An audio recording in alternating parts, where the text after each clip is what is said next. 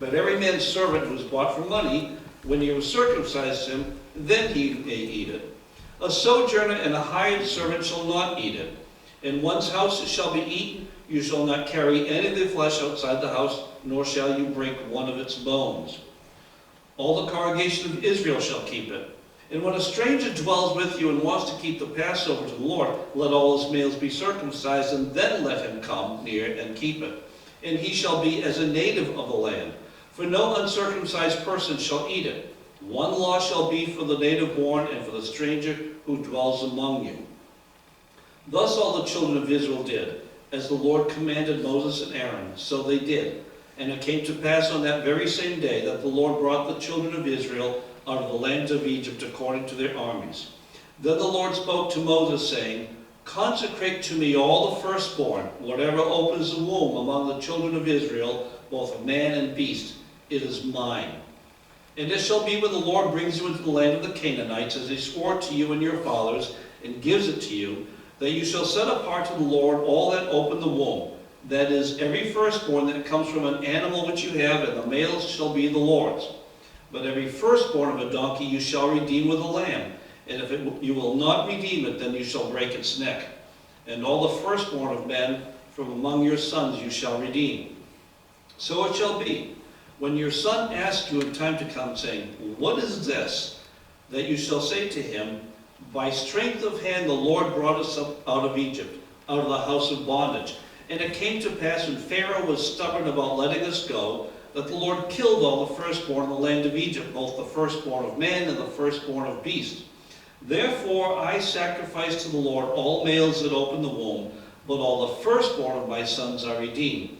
It shall be as a sign on your hand and as frontlets between your eyes, for by strength of hand the Lord brought us up out of Egypt. May God add his blessing to the reading of his word. You may be seated. There is a story going on about the Exodus, the plagues of the Exodus, and then later on the wanderings. And in the middle of the height of this thing, there's a pause in the narrative, taking away so much from the story to give us the directions that God is giving to Israel. And to understand what's going on with this and why it is this way, you have to understand a little bit about what God is doing. He is bringing forth a nation. He's creating a new nation. You know, we know Lincoln's Gettysburg Address, or we should know it, at least the beginning of it, where he said, 77 years ago, our fathers set forth upon this continent a new nation conceived in liberty, and dedicated to the proposition that all men are created equal. And he talks about the fathers of the nation who set together a nation. But the task they had was nowhere near as big. Because you see, there was already a people, there was a culture, there was an ethos that existed and all that. They were just setting apart themselves from another place and creating a form of government that had certain principles in it. But God was bringing forth something totally new and totally different. And in this case, he refers to it as a birth. And so we've had people talk about the birth of a nation, but in his case, he birthed the nation in a day.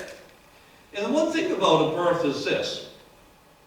No baby decides, I think I'd like to be born today. Now, women may beg to differ, but it's really the woman's body that says, fella, girl, you're out of here. And sometimes it takes a lot of effort, but you're up. Now, beyond that, the whole picture is this. The nation of Israel would never, on their own, have chosen to up and leave, even though the conditions there were horrible. They just wouldn't have done it. God had to arrange it where the nation of Egypt said, we've had enough of these people, you're out of here. And so they were expelled from the land. It was kind of a birth. But on top of that, God had to do a bunch of things. He was going to be giving them a law. He's going to start giving them traditions, and while there would be many feasts and celebrations and observances detailed later, this Passover was the first and most important of them. He was going to be giving them a code of morality. And he needs to give them a national ethic. And so what we have here, he also needs to decide and define who's part of this nation and who isn't. And so last week, we saw that he told the people, anybody who won't keep the Passover, they're out of here. They don't belong. It would be the equivalent if our day and age we said anybody who doesn't celebrate the 4th of July, you can leave. There's the door. We don't do that, obviously, but they had to say this to define who is and who isn't part of this nation. Now we see the flip side of it, though. It's not like anybody who wants to be part of this can be part of it. It wasn't that simple. There would be a way to be a part of the nation, but you didn't just decide, I'm going to join the Book of the Year Club. I just pay my annual membership.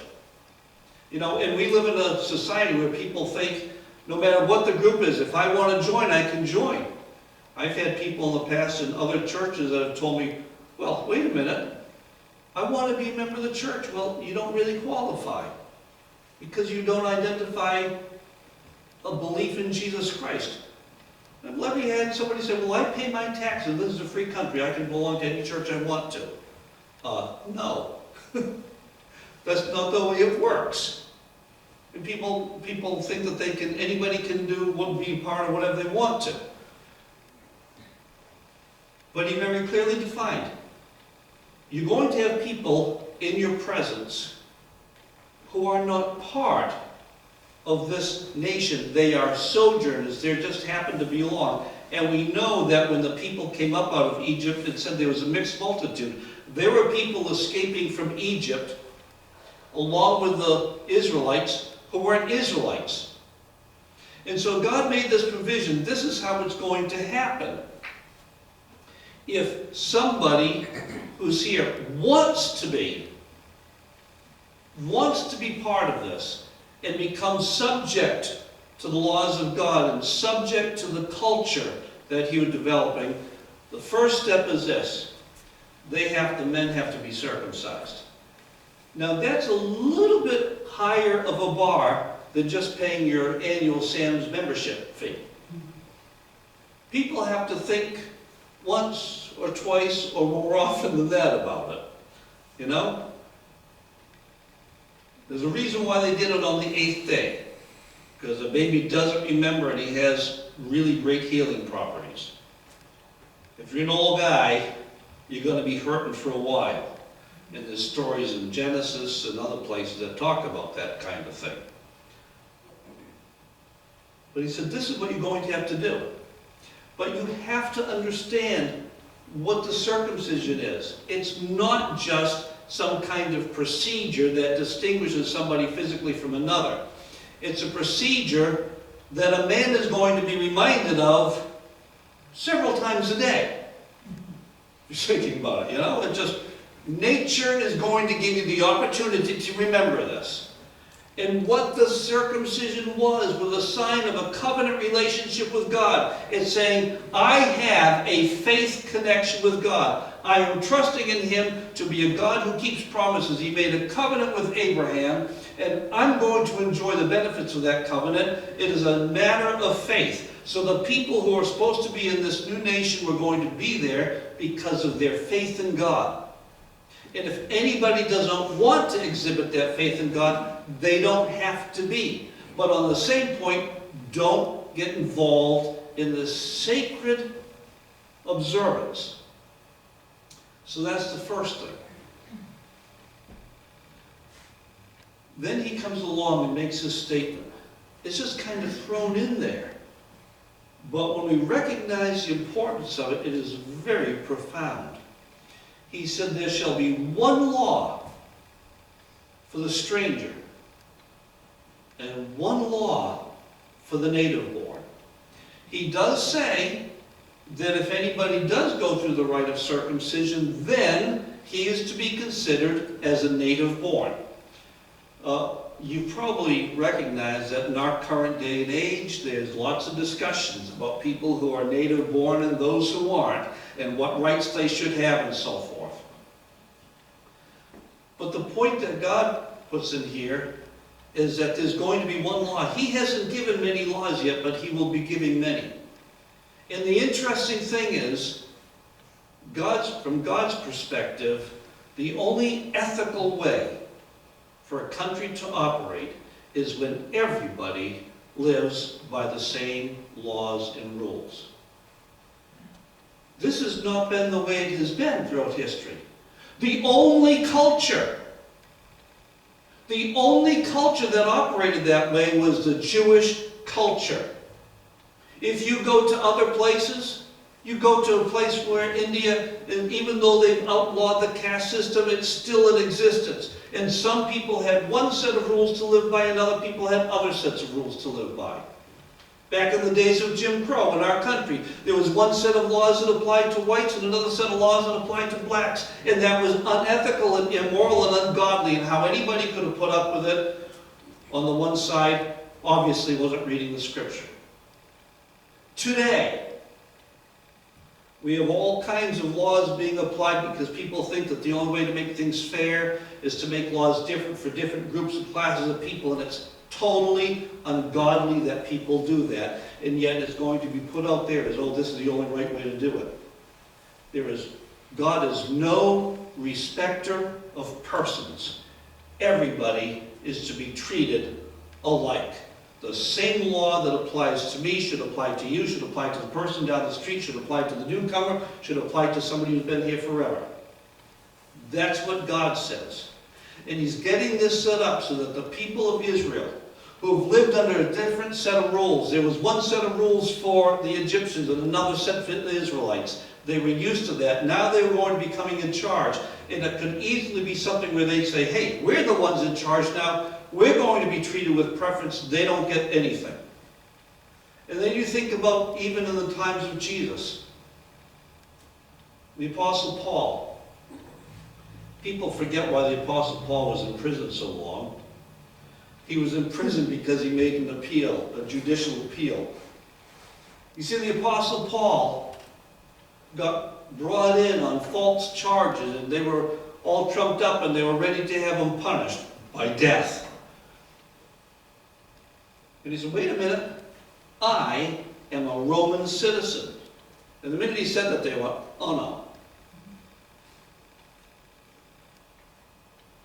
Because you see, in the Roman Empire, they had different sets of rules. There was a set of rules for slaves, there was a set of rules for subjugated people, and there was a set of rules for Romans. And Romans got a right to a hearing. They had a right to defend themselves. They had a right to a fair hearing. Other people didn't even have a right. He accused you, then you're toast. The whole idea that somebody can just make an accusation, and by virtue of the accusation, you're automatically guilty and going to be punished. That's wrong. We see that kind of thinking that surfaces. The head of that kind of thinking has been resurfacing in our culture, but it still exists in many places. You get accused of something in totalitarian governments like in Russia and China and North Korea. All they have to do is make the accusation, and you're toast if the right person makes it. The Romans had citizenship which granted you rights, and Paul exercised it. And by the way, what happened is his nephew, his sister's kid, was bringing food to him in jail and overheard people talking. Not in the jail, but he told the jailer. Paul told him, tell the jailer. He overheard a plot to assassinate Paul. And it got to the head guy who said, okay, what we're going to do is we're going to have 200 armed men escort Paul out of Jerusalem and get him. And from there on, he was a prisoner of the Romans, although he called himself a prisoner of the Lord because he knew that this was God's doing. And Felix even said this man could be released if he hadn't made an appeal to Caesar, but he's got to go to Caesar. The point is this, that is only in the Judeo Christian framework in which God has given the parameters that we understand that everybody lives by the same rules. And yet we live in a world where everybody's trying to live by different rules. It's something we ought to always think of. And when people suggest that it ought to be otherwise, we ought to be ready to let them know that this isn't just some kind of thinking that some philosopher came up with, but this is a direction from God. Now we shift gears into something totally different. And that is an understanding of who we are in society and God's plan and the distinctions He makes. Because He does make distinctions. While everybody has to live by the same law, not everybody has the same responsibilities or roles to play. And so, God reminds them, first of all, the 24th Psalm that we read, that I read at the very beginning of the service, the earth is the Lord and the fullness thereof, the world and all those who dwell in it. That's a statement of fact. We belong to God. There are all kinds of people who say, I'm my own person, nobody owns me, whatever else, and they make their arguments about their rights and so forth based upon their own autonomy. And the answer is this: no.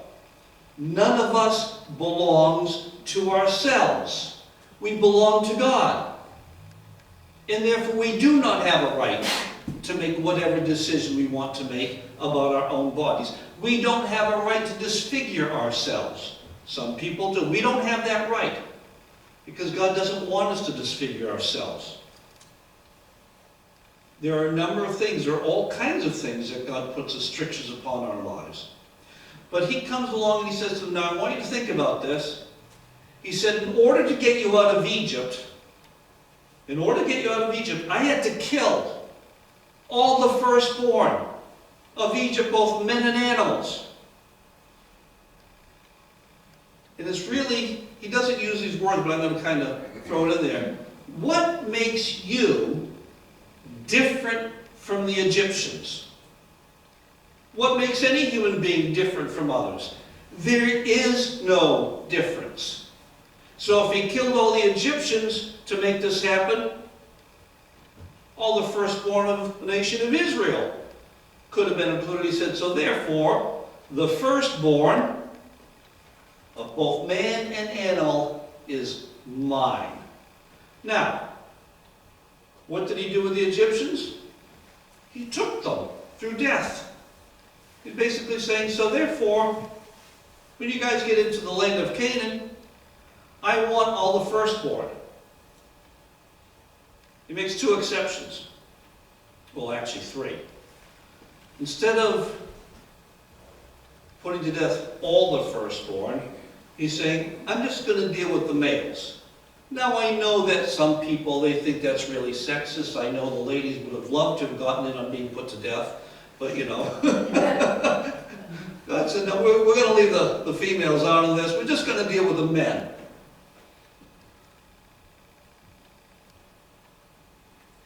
And so He says, here's what you're going to do. Every firstborn is mine. You have to put it to death. But He said, we'll only do that with the males. We won't include the females in this. And then He said, but here's what we're going to do. If it's your son, you're not going to have to put him to death. You can pay money to ransom him. It's like, what? Can you imagine a law that says when a baby boy is born, you either put him to death or hand over money? First of all, I don't know that every family actually always handed over the money. But I'm quite sure that none of the families said, man, I just don't have the money for this. I guess we're going to have to kill the kid. You know, I don't think that happened. But the other thing is this, the amount of money he put on it was so low, it wasn't a consideration of the value of the son. He didn't go along and say, well, man, this kid's worth a lot compared to this kid. You know? There's no valuation, it's just a standard valuation. It was minimal. And the amount of money never changed throughout the millennia.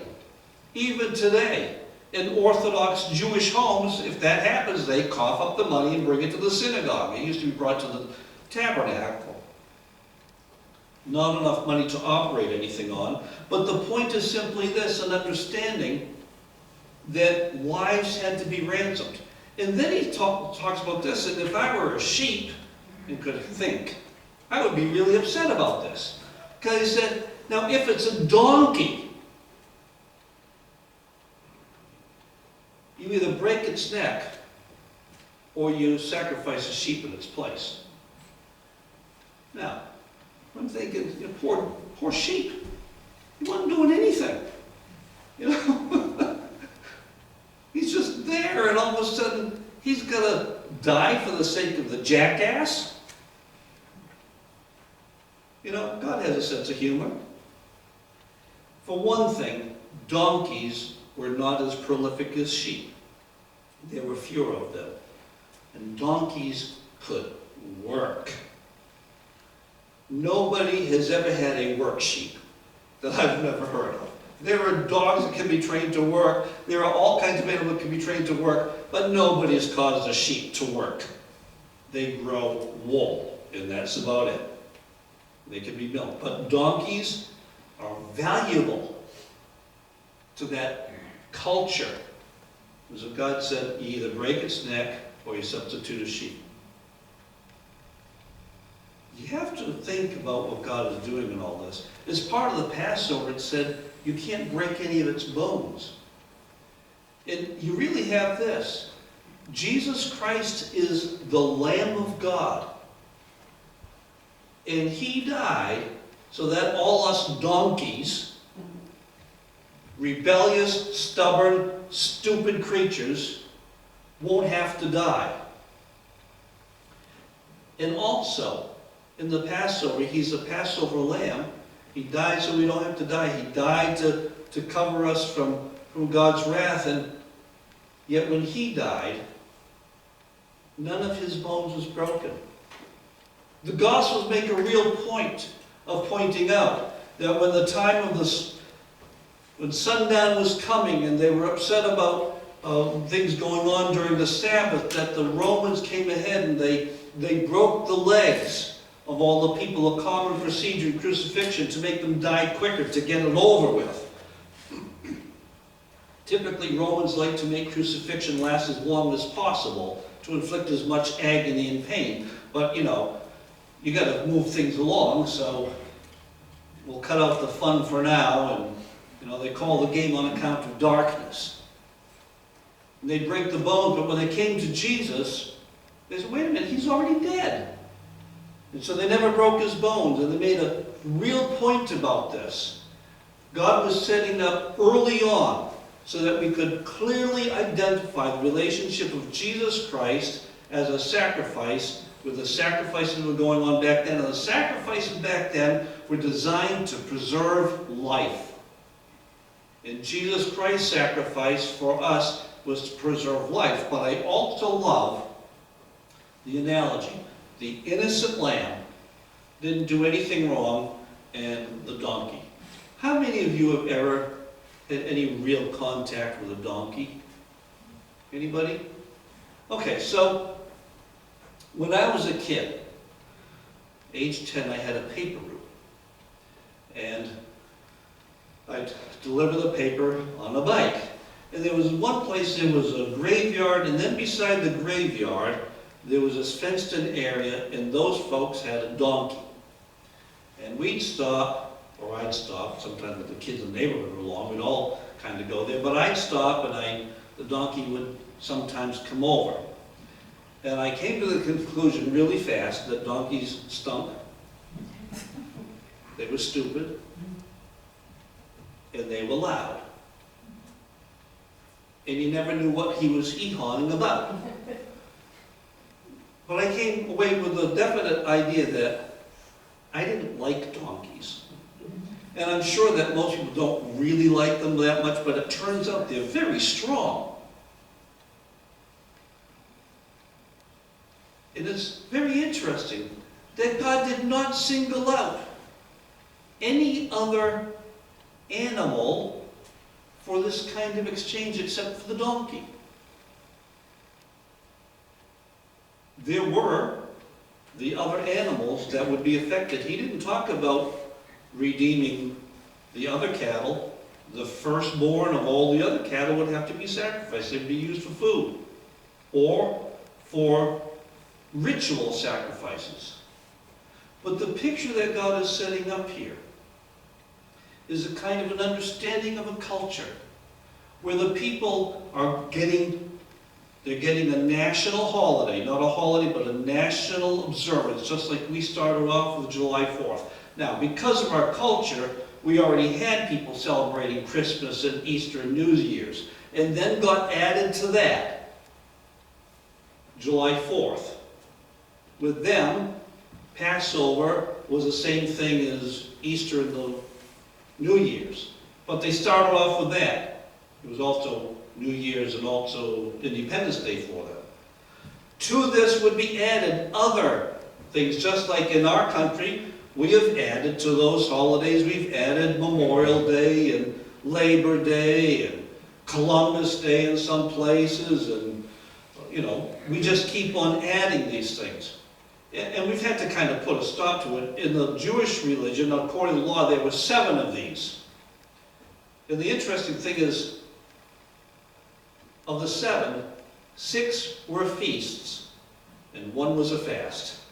It tells you this: God would rather have his people enjoying themselves than going about feeling down and miserable.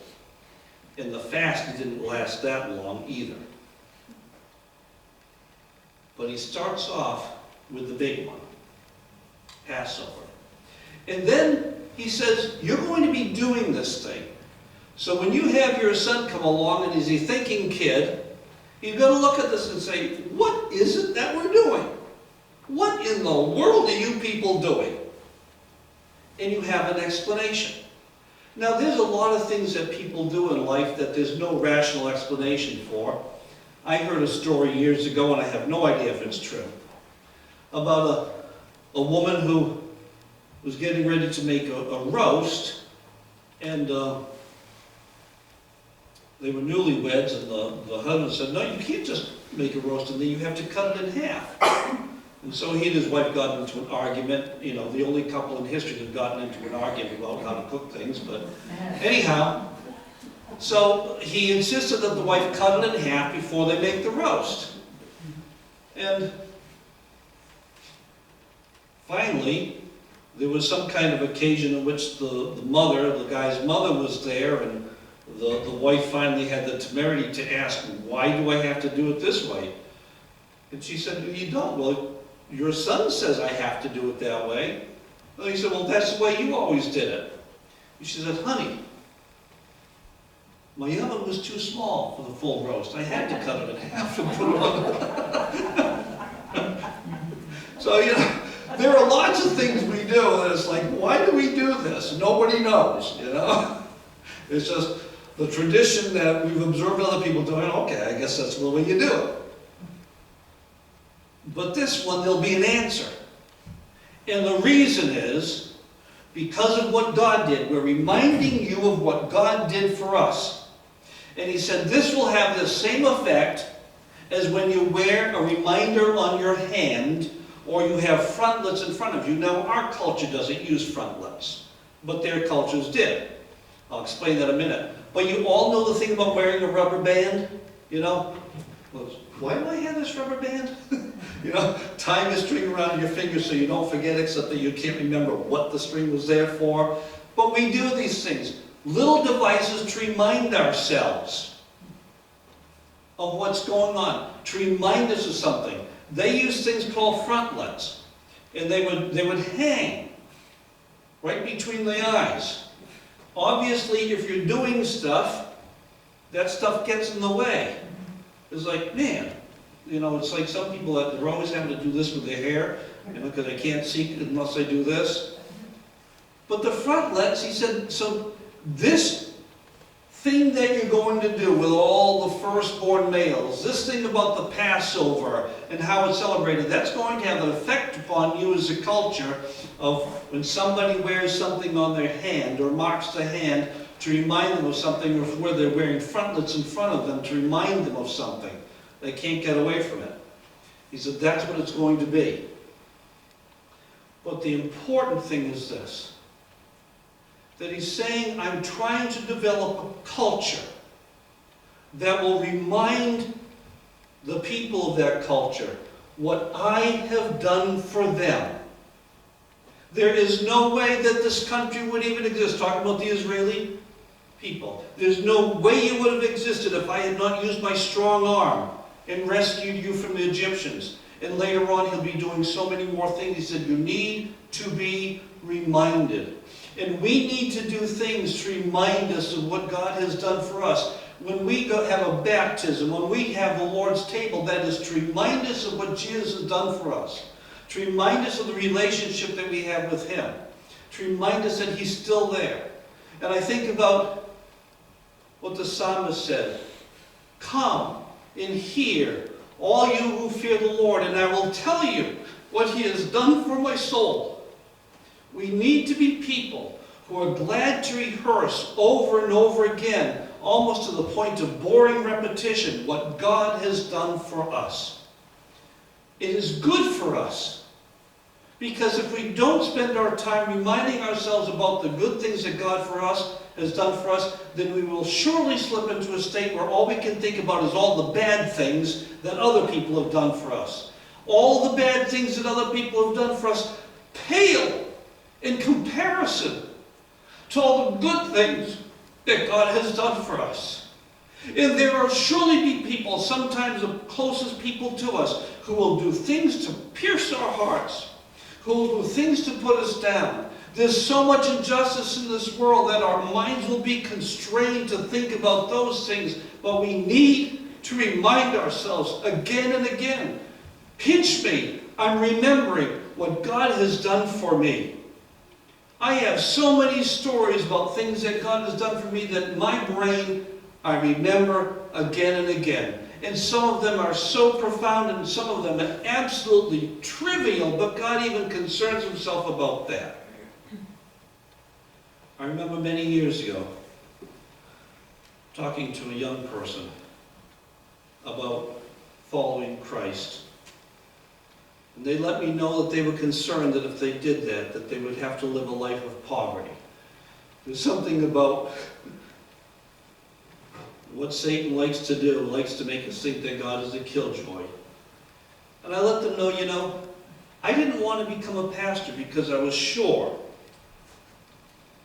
that I would have to go without anything I ever liked. And I said, but God has given me anything I ever wanted already.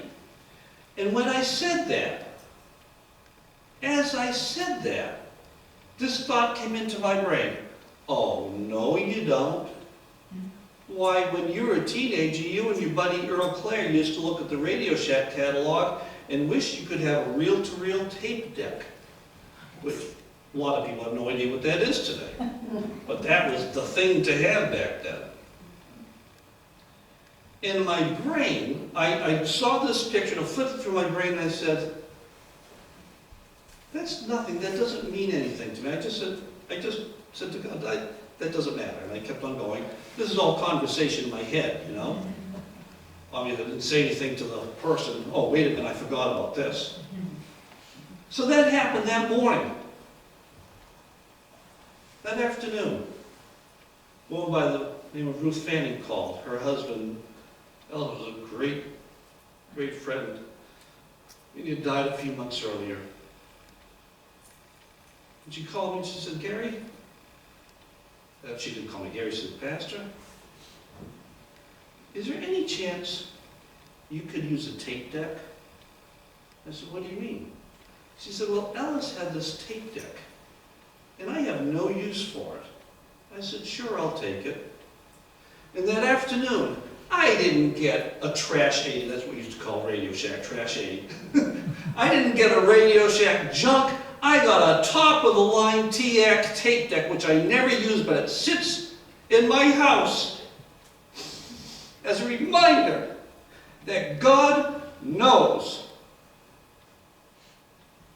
We need to be a kind of people that recognize that the earth is the Lord's and the fullness thereof, the world and they who dwell within. Everybody belongs to God, but in a very special way. We belong to Him. We're people who have a faith relationship with Him. We know that He wants to do good for us all the days of our life, and we need to look back and see what He has done to remind ourselves of what He will do. And God is putting these people in this kind of thing because He is about to perform for them miracle after miracle after miracle. God wants to do good for us.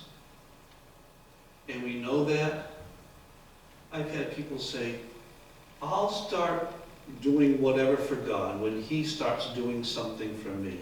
And I look at them and say, are you kidding me?